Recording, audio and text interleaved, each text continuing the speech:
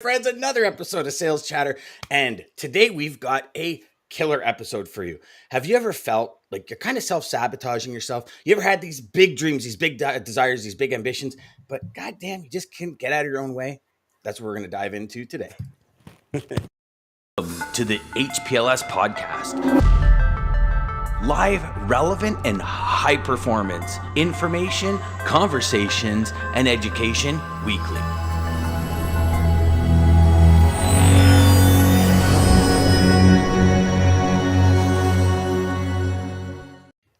Do you see that DJ Lisa came in strong today with the good morning? That's right. And not only that, she's doubling it up again. LinkedIn and Lisa, YouTube. Good morning, Daman. Good to see you again, my friend. So today is a big one. Everybody, y'all can see who's here. Dooner from Freightwaves is here. And, Dooner, I could tell you that the last time you and I spoke back on high performance logistics sales, gosh, going on a year and a half ago, I think now. Your story was amazing. And for today, the idea of getting out of our own way, the idea that we can kind of self-sabotage ourselves quite a bit. There's a lot of, not necessarily that I want to get into it, but there's a lot of talk about this whole Will Smith, Chris Rock thing, where it's kind of this self-sabotage that he's known for. Doesn't here or there, because I know we had that talk already. But, I'd like you to just share with the audience your backstory, because a lot of people see you as the super host on Freightwaves, on What the Truck, on Put the Coffee Down. Your style, you're just a very energetic and like your energy is infectious in a really good way. But there's a backstory to Dooner that a lot of people don't know about. So I was hoping you could share that for us, and then we can start diving into getting out of our own way. Well, now I want to get into the juicy thing, though, Dan and DJ. Have you ever had any slap fights at an award show with one another? No. Okay. The only other time I've seen that is when Kid Rock and Tommy Lee went at it at the Grammys or something, or was it Grammys? I don't know, whatever it was. Oh my gosh, I remember that. Right when he was dating Pamela Anderson. There's Danny Bonaducci, who also power bombed Johnny Fairplay on his head in the early 2000s, and his face exploded on stage. No, his entire nose just exploded on stage. Why did I never? Oh, okay. So there really was more than just that. And that was there's the Source Awards. I mean, there's been violence at award shows. There's Guns N' Roses swearing at the American Award Show. It's happened. And then Suge Knight, when he got up on stage, and started talking about the East Coast, and then all of a sudden, and they were in New York for the Source Awards, and then all the West Coast guys get up to win an award, and the whole crowd. And I remember watching a documentary, and Snoop Dogg goes, "No, dude, we literally thought it was going down." He goes I had to play the, and it kind of reminded me of the old Eddie Murphy Delirious, where he goes, no, if you're ever in trouble and you don't think if I just go crazy, just act like you're crazy. And Snoop Dogg acted like he was crazy on stage. He goes, no, man, I had to play it like that. I had to play it like that. Get at it. I was having a moment. Yeah. Well, we've all had them in life. We've all had our moments. I would not have quit drinking if I did not have any embarrassing moments in my life. I hear you there. Mm-hmm. What was the question? I kind of derailed it here by talking about slapping people at award shows. Yeah, we've got a ton of good mornings, we've got a ton of waves, we got a ton of hellos, a ton of dooners. Yeah. Damn, you're getting into big time with Mr. What the Truck. Yes, sir. We finally hit it, gents. We finally hit it. Yeah. So the question was, Dooner, share your backstory, because again, you can tell just by the comments, people are raving about you. You got this energy, you got this just oomph about you that makes you perfect for the position you're in. But you didn't just fall into it. This is something that you actually cultivated and nurtured over time. And it started with some pretty troubling times. Yeah, it did. So, I've been in this business in logistics since 2005, and I kind of fell into it. I was in the music industry beforehand, and I thought it would be a 3-month gig to get me through the winter and have some I was 26. I remember I just got off my dad's health insurance too. So it was I really needed a full-time job. I just moved back to Boston, and I went to FedEx Trade Networks, and then I learned so much about this business, and I got so caught up into it. But all along the way, ever since college, I've had issues with alcohol. I drank too much. And then when I got into sales, when I transitioned out of operations to sales, it got just sort of really bad, having like the wins and the losses and having that work from home schedule. And I got to a point in my life where, you know, I'd had my first kid, my second kid was on the way. I was in this sales job. Things weren't working out. And the one idea I thought I had, the one lifeline I thought I had at that logistics sales job was to get better into content marketing with them. They were putting content out there, but like they weren't doing anything with it. And I thought if we did like a podcast, it would be a great Trojan horse. It'd be a great introduction. It would be a great way to have talks with some of the leaders in Boston whose doors I couldn't open. And fortunately, they didn't think that was a good idea. They didn't like me very much. And I got fired with 3 weeks before my second kid was born. And I remember when I was leaving the job, I was thinking like, because they gave me a live paycheck. And I'm like, hell yeah, I'm going to go buy a bottle of Tito's. And I did. And, I told my wife about the thing and I, felt low on myself. Then I went and got another bottle, another one. And then I was up, I'd been up for like a few days and I was up in the middle of the night and I called up a buddy of mine who I used to work with, who I knew went through a journey of recovery. And he was public and open with it to me. And it encouraged me to reach out to him when I had an issue and hold myself accountable. And I sent an email to him and my parents and my wife and said, look, you have to make sure I go into rehab tomorrow and I take care of these issues. And I did. And I checked into a 5-day rehab and I got to deal with clinical depression. I got to deal with alcoholism. And one of my counselors, when I was there, I sort of mentioned this podcast thing because he was like, well, what are you going to do next? That we want you to focus on your recovery, but you have to have some goals, right?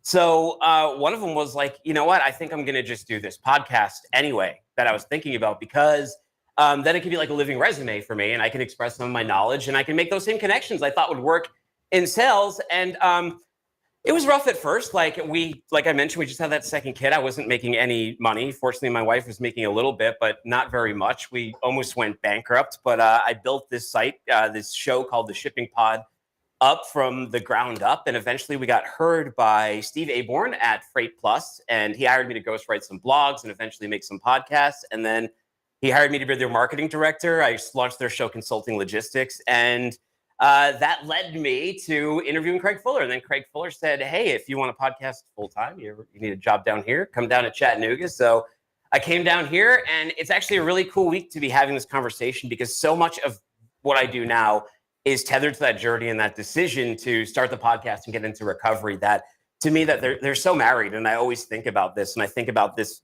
job as active recovery.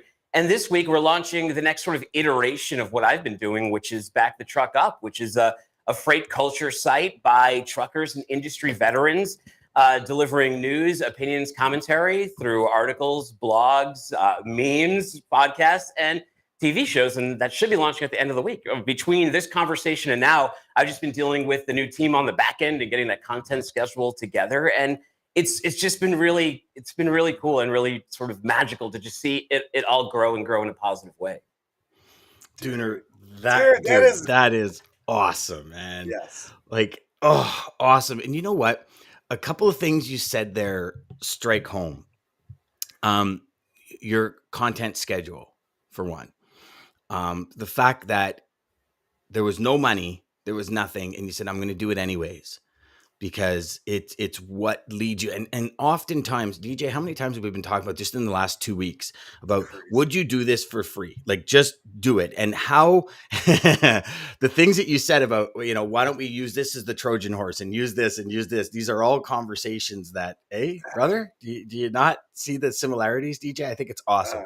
So back the truck up. I love that. Does that all stem from that video you posted about the truck backing up and dropping the hat on Woody's head? No, it stems from, offensive puns through freight terms like what the truck, back the truck up. We're obviously replacing a pretty obvious word in these titles. Yes. I think the site was initially going to be called What the Truck, but we couldn't get the name because the initial idea was like, What the Truck's content has been good and we want to expand it even further. That's one of the reasons I left Put That Coffee Down was to expand What the Truck even further. And because what Freightwaves does a really good job at is addressing like the market and the C-suite. But the driver behind the wheel, the broker behind the desk, that's more what Back the Truck Up is about. It's about the people actually out there doing the work and having a portal for them, a media for them where their voices can be heard, their issues can be addressed, and we can have a lot more fun of it with it. It doesn't have to be as sort of stiff and as buttoned down as some of the stuff you see in freight. And someone like me who's already sort of pretty loud with stuff, that's fantastic to hear. Get out of here. Because there's so much further and deeper we can go. We've been, this has looked good for a while, but like, let's go to the next level now. Let's throw some cherry bombs. Let's throw some M80s in the trash can and see what happens when the lid blows off. I love it.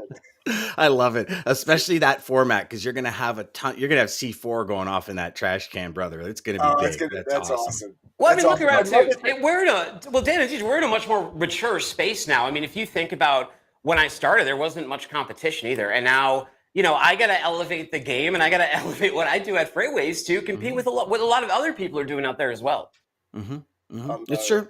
It's true. Another thing you said, Dooner, that I really liked and appreciate you telling the story, obviously, and not and coming from a family that deals with drinking and alcohol abuse, things like that. I definitely I give you props for the journey. But you mentioned living resume, and I think Dan really touched on that when we talked about doing the podcast, and I love that you said that, because I think having the courage to just put this stuff out there really is amazing. Well, it's the first step, right? And it's the authenticity. Like, I could share that when Dooner and I first spoke, if it was all sugar and roses and it was no, none of this ever happened. It was kind of this, it wouldn't resonate as much. But Dooner's story resonates with me because I live the exact same thing, and it's going to resonate with other people that are recovering alcoholics and that have moved on in their life and used to get in their own way. I mean, I can remember going to business meetings. And I knew, just because of the trained professional I was at drinking, that my days are write-off. Like, I'd go out for a business lunch and they'd all leave, and I'd stay and drink 6 or 7 more beers and then drive home. Just can't touch it. I just can't touch it, right? You got to keep the dragon sealed, like way down deep in hell, man. You got to keep that locked in. I don't think what people understand too sometimes is that it's not fun. Like, the last 5-6 years of my run drinking were terrible. Like, I was drinking a lot, but I wasn't getting drunk. I was just feeling sick or keeping myself from feeling sick. It was really deep into the throes of addiction. There are a lot of times you're like, I don't know if I'm going to wake up, and I don't know if I care. And that's when you really have to get that addressed, because you're obviously running dangerously. And when you have the responsibility of kids, especially, that adds just a whole other layer. You have to grow up a little bit. You have to really take on those responsibilities and look outside yourself. But that's been really good for me. I mean, the three greatest things, obviously, we're getting married, having my kids, and then just starting a show, all my babies. There you go. Now, do you find you switch one with the other? I find sometimes in my world, I mean, I've got an addictive personality, and in my world, it's like, I go in with feet, head, legs, like back, like I just find I go from one to the next, meaning like my passion and my focus when I'm on a mission is like, you can't stop me. I will go through mountains. And part of that, I relate back to my addictive personality. Like, I'm addicted to getting that to completion and making it happen. And it's like, everything moves out of the way. I'm almost like a bull in a china shop. Do you find that on other aspects of your life? And have you ever related that back to your addiction? I have. I've been reading a lot about the role that dopamine plays in forcing us and in hyper focus and in ADHD. Because when I was diagnosed for all this clinical depression, they also were like, you have ADHD, and they wanted to put me on Adderall, which I thought was weird coming into recovery. But I tried at first and was like, this is a drug. This is a drug. I want to start like inhaling this or taking the whole bottle after 2 days when it stops giving me a feeling.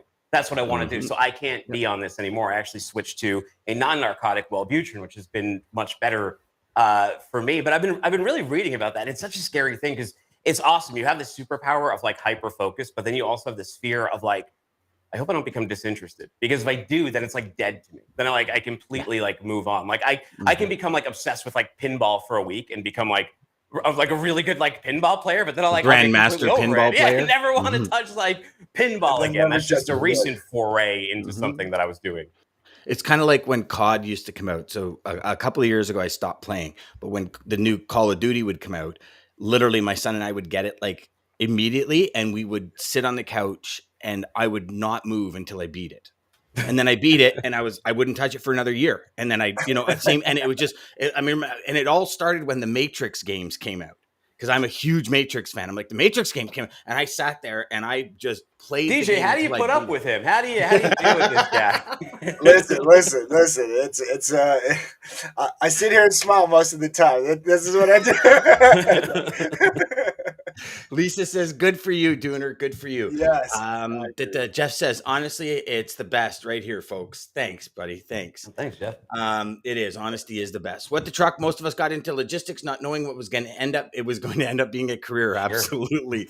Once we see the potential and flexibility in the industry provides, the opportunities are endless. Great story, Dooner. Always go all in. Stay blessed. Oh, that's awesome, Daman. That's why I always ask that question on Insiders about, what people wanted to be when, especially these founders of companies, what they wanted to be when they grew up, because almost none of them knew, like at 16, that they would be doing anything within transportation. They may have been like, I wanted to do something with tech, or, I want to do something with payments or finance. And then eventually they found their way into this business. And the cool thing is when you're talking to these founders and CEOs, they're getting younger. Or maybe I'm just getting older, but they seem to be getting younger and younger.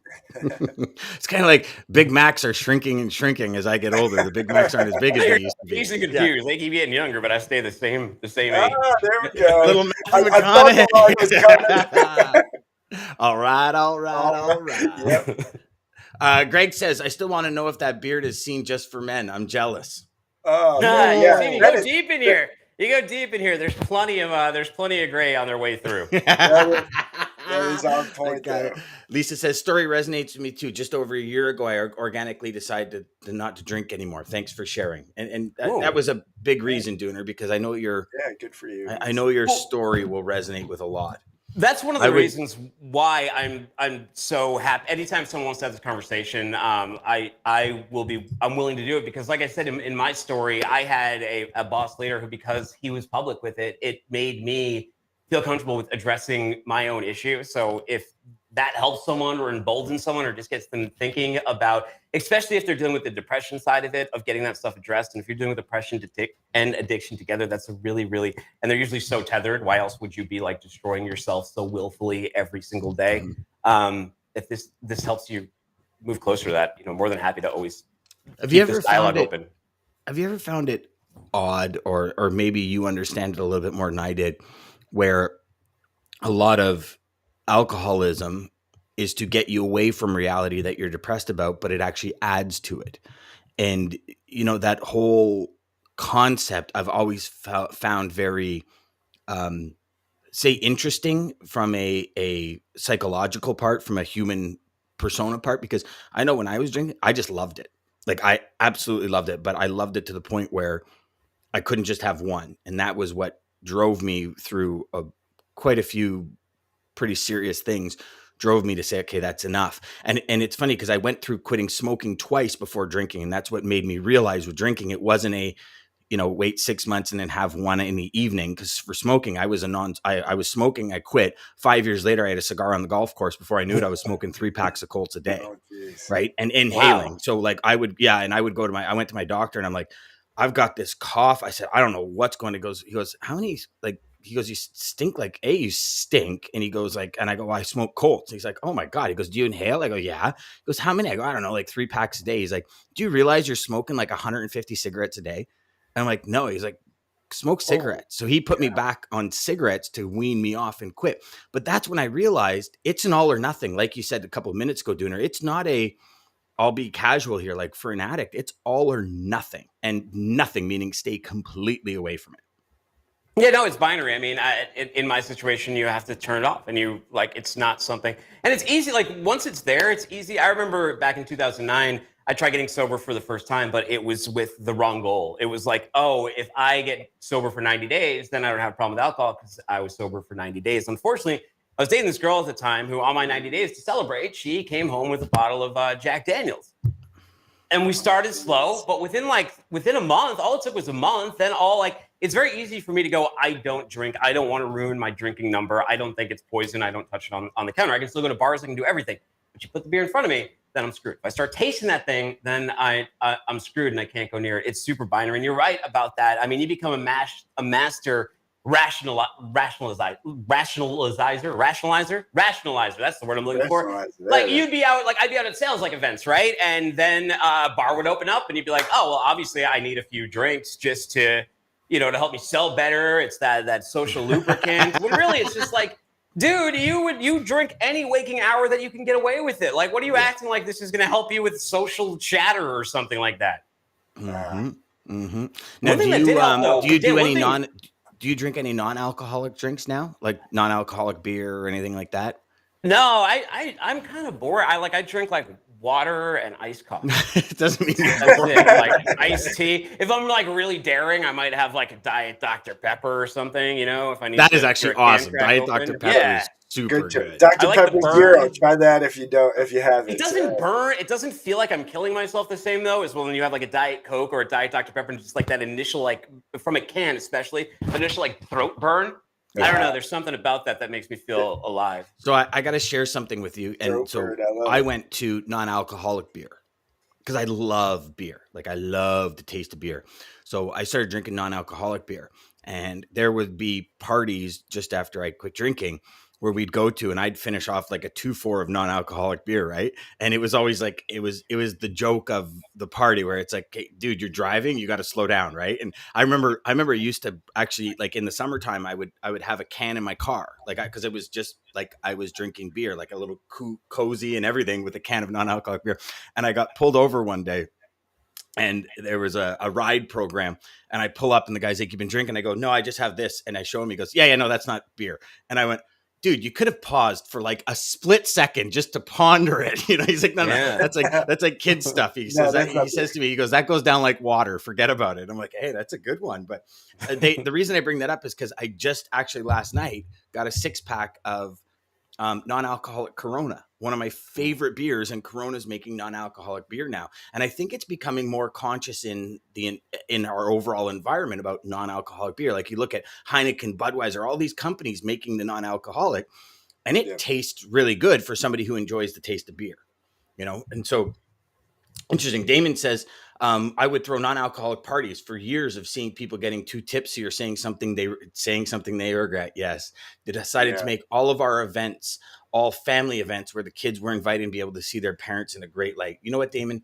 That is awesome. Because how many times as a business owner, or how many times have we been at a function where somebody that's had too much tries to tell us how to run the business or just gets that, maybe that was you, Dooner. I don't know. It was me. I'll tell you for sure. When I started in this industry, I was 17, turning 18 when I started.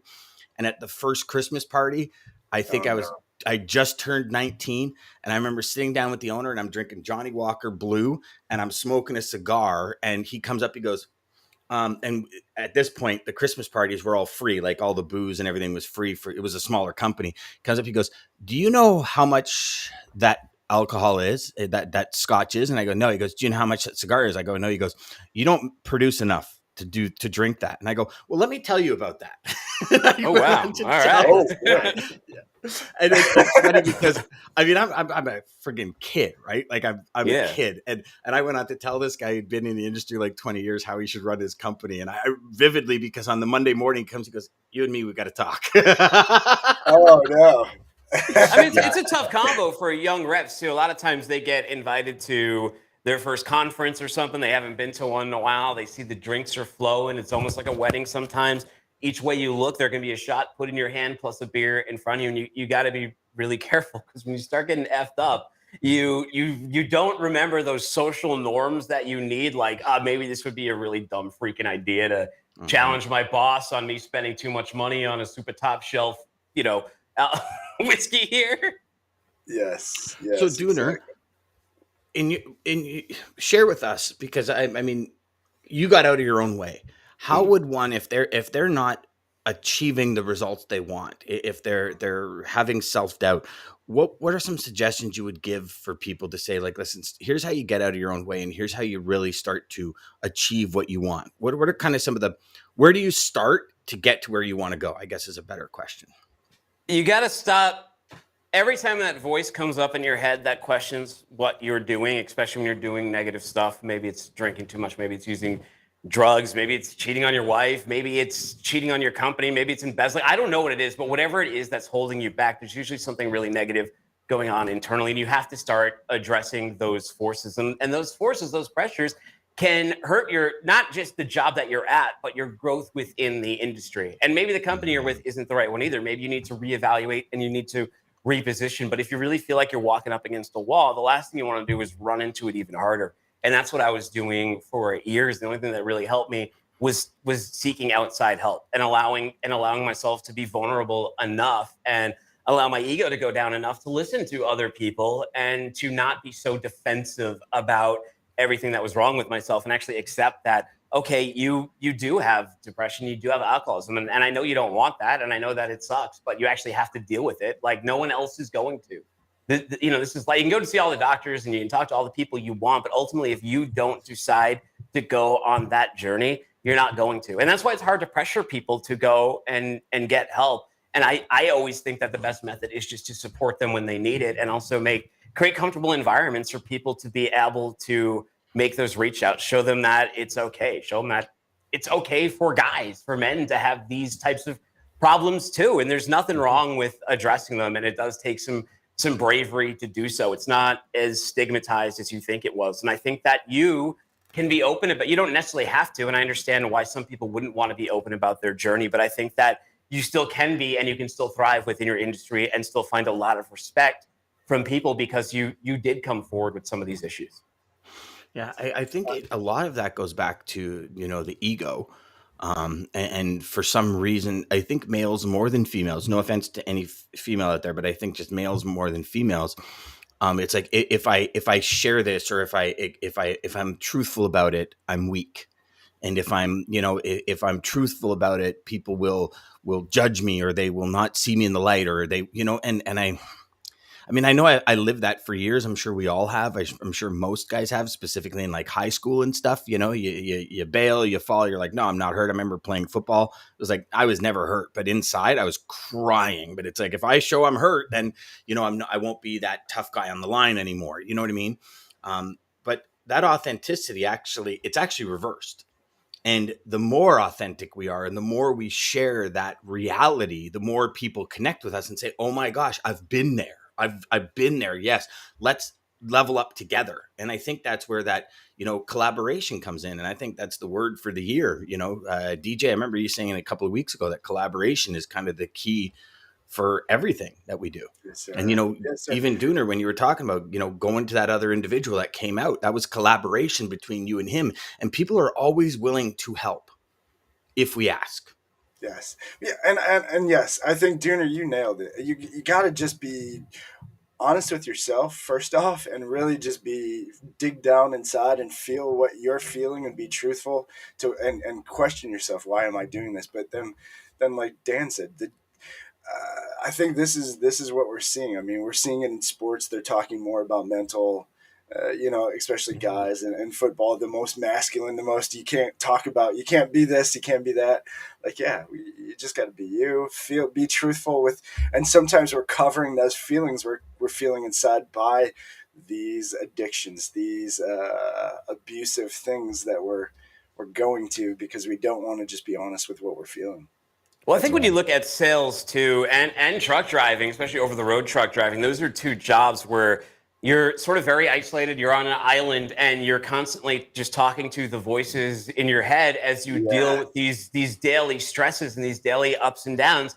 And all the voices in your head aren't good ones, right? And some of them can validate some really negative feelings and send you in some wrong directions, or set up these really negative reward pathways. Like, oh, you had a good day at work, go get a drink. You had a bad day at work, go get a drink. You came to work today, go get a drink. You were too hungover to go to work today, get yourself a drink. I mean, there's any freaking reason you can come up with these things. And you will if you're in that position, because your brain is like, that's what I want to do. And when you haven't taken control of that problem, you haven't named that problem, and you haven't held yourself accountable to that problem, that negative voice will win every time when it comes to drugs or alcohol. That's true. That's true. Yes. Ryan says, I feel like logistics finds you, not the other way around. LOL. I think that's right. Because, I mean, either of you two, did you guys ever, I can't wait, I'm going to go into logistics, or was it kind of logistics found you? I turned it down. A friend reached out to me out of Cincinnati, and I said, you can't make money doing this. that doesn't even sound like a real job. Literally, that's what I said.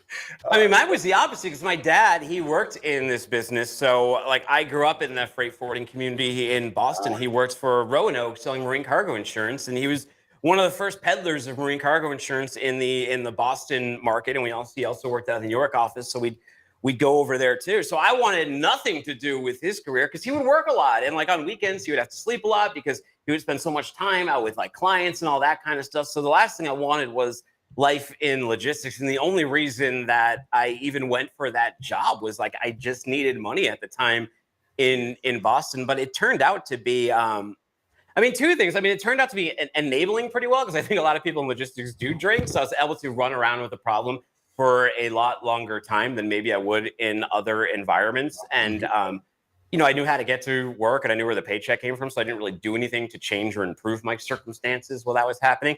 And it's really like anything. Once a hardship happens, that's when you really start to be like, oh, okay, well, I have to make changes either by force or by circumstance.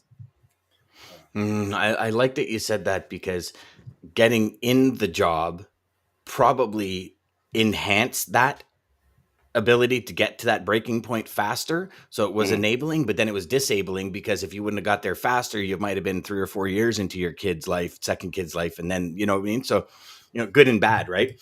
Greg says, has there ever been a time by telling the story, someone just didn't care to do business with you? If so, how did that make you feel, Dooner? I wouldn't know. Maybe they just wouldn't want to be like a guest on a show or something. Because I've been producing content ever since I've been out on that journey.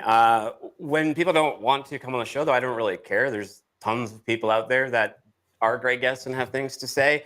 Most people do say yes, but no, I haven't really encountered any stigma. It's only really been positive. It's been people who like heard my TEDx, or they may have heard me mention this before. Maybe I've said it on a previous show of theirs, and they say, hey, let's go further with this topic. I think it's a good time to address it. So quite the opposite. If anything, I think maybe business has been gained, but it's not like the TEDx is monetized or something like that. No, but I think also when the more you talk about it, again, it's that authenticity connects, right? Like I'm sure we've all been there, and everyone watching and listening has been there where they've been speaking with somebody and like in your mind you're going, this is total BS. Like, oh my God, this person is totally not who they're portraying themselves to be. And and I think I could speak for myself anyways, where it took me a while to understand because I wasn't me.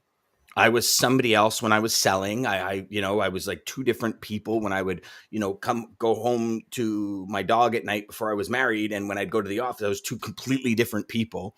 And I would say whatever I needed to say to make the sale, or you know what I mean? It was one of those things that I was taught early in my career.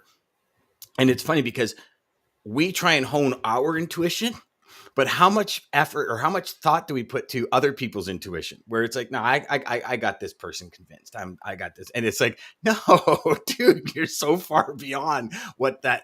And so just I think Dooner, the more and more Dooner, you I tell love that your story, answer the too, better. because in the end, it really we can't try to fit in a box to make everybody happy. We just have to be genuine and be ourselves, and the people who connect with us are going to connect. And if they have some weird feeling or they're weird, weirded out because of your story, like Greg mentioned, then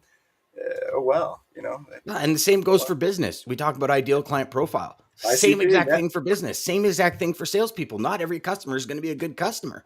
Understand that, identify it. It's just like not everybody you meet is going to be your best friend on the you planet. don't need to force it.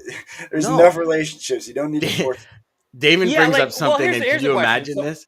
Go. Well, let's jump in, but like I guess one thing that I sometimes get into is influencer stuff. I don't know if I've lost deals because of that, but if I did, like that's fine too, because this is sort of part of my identity and it's something I'm open. And you don't want to deal with people that are going to be that superficial to lose deals because of that, Dooner. I mean, in the end, they're not the people you want to deal with anyway. So it's like there's never any, like in sales, in what you do and everything we do, when it involves bringing other people into our world, there's no failure.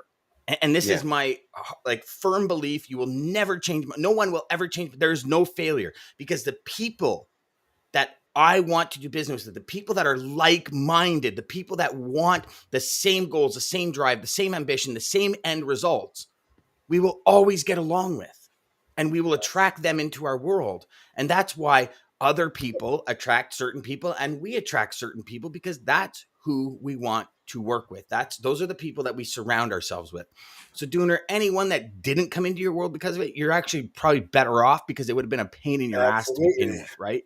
I mean, Dan, you might notice this though. I do think that people, when they do learn that story, they sometimes get a little weird. I had friends who all of a sudden because when we hung out, we would drink, then you get sober and then they don't know how to hang out with you anymore. They don't want to invite you out to the bar. They're like, people drink. And then, you do lose. I'm not going to lie to you. If a lot of your friend network was built around drinking, you might lose some friends and acquaintances where the only thing that you had to keep you together was drinking. And I think even to this day, like there's times when people are going out, they're coming to visit Chattanooga. They don't invite me to go out because they're going to a bar and they think that might be a problem, but it's not at all. Like I'm perfectly fine with going to the bar. But at the same time, hey, you don't want to invite me? I'll hang out with my kids, man. I'll play some Lego Star Wars. That's cool too.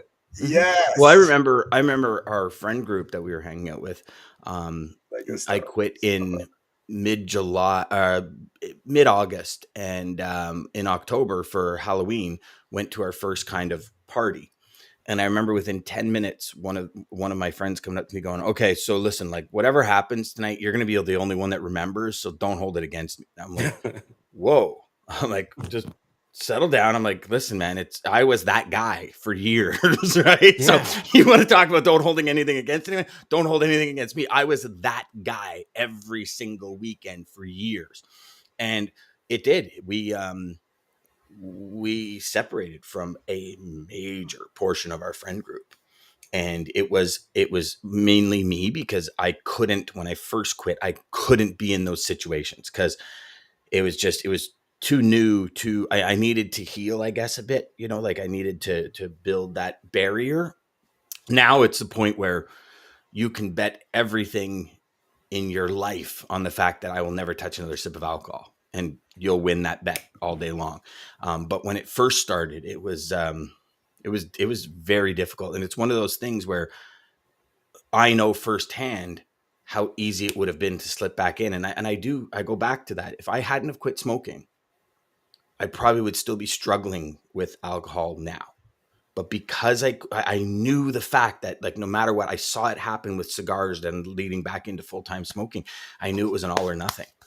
Right. But you're right. There's that friend group, that peer group that disappears, and you have to be prepared for it. I think, G.I. Joe knowing is half the battle, and if we don't know that part, it could cause a lot of, what do they call it? Falling off the wagon, I guess is what they call it, or whatever, relapse. Yeah. Well, I think that first year, anybody can get through that first year of sobriety, God bless them, because that's the hardest, because you're learning all new coping skills, and you've had the crutch that you've leaned on for so long taken away, and a lot's not going to go well at first. It's not like this instant like panacea to everything. Like there's this thing like in rehab they talk, it's like that pink cloud thing. And for that first couple of weeks, like you kind of feel great, you feel like that weight's taken off your back. Your family's supportive and they're getting, but you're kind of after that, you're kind of on your own. You got to fight through these things, and you're doing it without that safety net you had anymore of whatever your crutch drug was. And you have to deal with all of those issues. And what happens with most people who have addiction, it's not like they just really, really love the taste of it, and that is the only reason, or they just really love the sensation. It's because they tend to be using it to numb or subdue or take care of whatever feelings or underlying feelings are going on. And now you have to understand how to face with that, or live with that, or deal with that with none of the numbing agents that you had before. And that's really the hardest part of that first year. And those friends that you just kind of lose, and that reimagining of your life that you have to go through. And that's where like your closest family support system really comes in tough. And some of your business associates can start coming in a lot tougher too, because people start seeing the journey you're on. They start seeing you as more reliable. And I found it was the little conversations I had with myself were the toughest, where you're sitting there and it's like, don't do it. Okay. Yeah, no, but why aren't I doing it? Like, what is and you start having these, conversations with yourself that could truly destroy your spirit. Right. And you bend, don't break, but that destruction of spirit, I think is what we need to preserve, because once our spirit's destroyed, very tough to come back from that. Right. Yeah. So we got a ton of comments here, and then we're going to get going. Try serving alcohol at a party with over 100 drivers and tell me how it goes. Any of those parties I've attended at other companies, I would never end well. There was always one person that would act up 100%. Always. And then Maggie says, yes, what a great response. I know we're way behind on the comments. Sorry. It found me. That's about the logistics. Jeff says, my wife told me about a warehouse job when I was 20. The rest, as they say, is history. He's been living with that one for a long time. Who really signs your paycheck? Oh, that's a good one, Jeff, because I think we do. Who really signs your paycheck? Like, not literally, but in like the audience does. Craig Fuller may sign it, but the audience really has the power for what that's worth. Yes, sir. Daman says the truth does set us free. Lisa says, like-minded, they are not friends. Yeah. If you lose them, they're not friends. And you know what, Jeff? You're absolutely right, brother. Daman says, why be friends with people who are judging us, or were they really friends if it was just for drinking purposes? 100%. But these are some of the things that you have to battle through, because you don't see, like, a lot of the times when you're in that eye of the storm, you can't see beyond that vortex. Right? Yeah. You can't see what things are going to be in 6 months down the road or a year down the road. And that's really challenging, right? Plus, it's a highly addictive substance, and it's and it isn't talked about in society 100%. Antoine says it's not personal. Not everybody that comes in your is supposed to stay. Everything has an expiration date, 100%. Your customer How do we grow, right? Paycheck, I like that, Antoine. No one's going to grow at our same pace, too. People are going to outgrow us. We're going to outgrow people. And if that's not happening, it's unhealthy. And I think that also brings up a good point about those drinking buddies. When you just have those drinking buddies and they're there to support your habit, you're not creating buddies or friends or acquaintances in that time that could actually be helping you do something positive and furthering you along. Instead, you're sitting there and there's nothing wrong with killing time. Don't get me wrong. I'm talking more for people who are in the more extreme cases of alcoholism. But that's just another situation where you could be surrounding yourself with more like-minded people beyond just, hey, we'd like to get tanked and drive home drunk. Mm-hmm, mm-hmm. Yes. And Jeff says it right. He says your customer signs your paycheck. Remember that. And, that's the one thing, because Dooner, you said audience. Your audience is your customer. Exactly. Right. And your audience signs your paycheck. Our audience over here signs our paychecks. And you're doing a great job, clearly. Yeah, definitely. Definitely. All right. So DJ, that conversation was, so Dooner, every day DJ picks a quote before we start the show. And he allows his intuition to help him pick the quote. We're going to see if he hit this nail on the head here. Go for it, Dooner. You will have to tell me. I feel like I picked a good one today. But again, thank you, Dooner, for joining us. Obviously, for what you do. If you want to give a shout out for what is it Back the Truck Up? Yeah, Back the Truck Up. The site backthetruckup.com will be up soon, probably by the end of the week, if all goes well. Everything's happening in the background, but we're working on the website staging and everything right now. So I can't wait till we hit the go live button on that. Obviously, What the Truck, Monday, Wednesdays, and Fridays, wherever you get podcasts, or watch it live on Freightwaves TV. And you can find me on LinkedIn at Timothy Dooner, DOONER, or on Twitter at Timothy Dooner. Awesome. Beauty, brother. And thank you again, Dooner. Thank you to everybody and all the great comments and all the you guys rock. Thank you. Yeah, thanks for sticking around for 45 minutes, everyone. That's awesome. Yes, for all of your time. Seriously. Every morning you want to start your day right with us. Start at Sales Chatter Live, Monday through Friday, 9 a.m. till 9:30. Ish. 9:45. Ish.